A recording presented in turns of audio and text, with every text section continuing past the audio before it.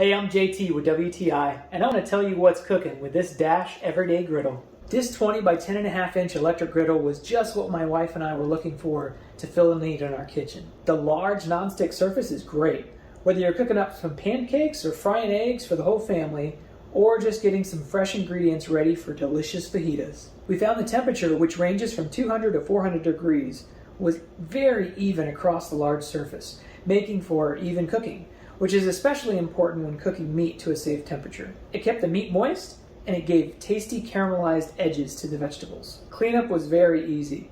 After scraping the excess oils into the drip tray and letting the surface cool down, a soft sponge was all that was needed to get the surface clean again. Because it's non-stick, be sure not to use any abrasive materials to clean with, as well as not using any metal utensils while cooking. Silicone tools excel at this purpose. The drip tray was also easy to remove, clean, dry, and return for the next meal. So whether you have a large family to feed or you just enjoy cooking for your guests, this Dash Everyday Griddle is an excellent addition to any kitchen.